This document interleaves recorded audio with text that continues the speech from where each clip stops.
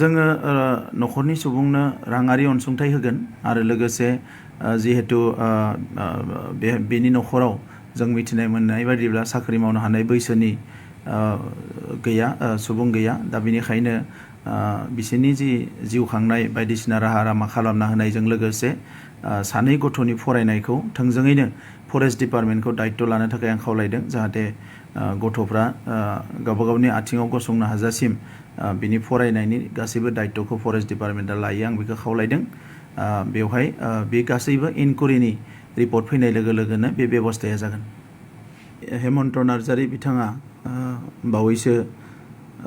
बे जि जाथाय बेवहाय बिथाङा रुंसारि जालांबाय दा बिथांनि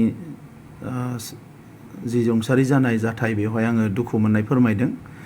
दा गुबैयै बेनि सायाव जोङो इनकुवेरि होबाय अलरेडि क'क्राझार डिस्ट्रिक्टनि डिसिआ सासे मेजिस्ट्रेटनि गेजेरजों इनकुवेरि होनाय जाबाय दा बे ओनसोलाव आगोलनिफ्रायनो गोबां दंफां बेबायदि स्मागलिं खालामनाय बायदिसिना बे जाथायफ्रा जाबाय थादों दा बेवहाय बे थांनाय मोनायाव जि जानाय जाथाय बे जाथाया एक्जेक्टलि मा मारमोन बेखौ बरननो थाखाय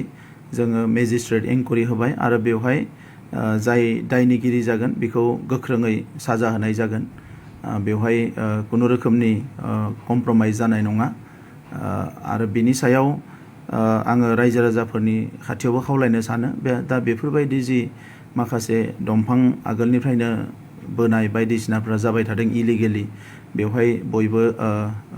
सांग्रां जानांगौ आरो बेखौ कपारेट खालामनांगौ नाथाय मैयानि जि पार्टिकुलार मोनसे जाथाय बे जाथायाव सासे सुबुंखौ जिहेतु गावथारनाय जाबाय दा बेखौ इनकुवेरिखौ डाइरेक्ट जोङो दिनै गोबाव खालामालासिनो थाबैनो होदों आरो बिथांनि न'खरनि थाखाय जि मोनसे जिउ खहा जाबाय बेनि थाखाय जों सरकारा रायज्लायनानै बिथांनि न'खरनो जोङो अनसुंथाइ होनायनि बेबस्थाखौ खालामगोन आरो मिथिनो मोन्दों सानै उन्दै गथ' दङ दा बे सानै उन्दै गथ'नि फरायनायखौबो फरेस्ट डिपार्टमेन्टखौ आं लानो थाखाय खावलायदों जाहाथे बिसोरो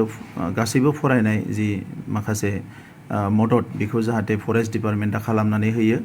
आरो जेला जोंनि इनकुवेरिया जोबगोन जेब्ला जाय माने दायनिगिरि हिसाबै बेवहाय फैगोन बेखौ जोङो थाबैनो साजा लागोन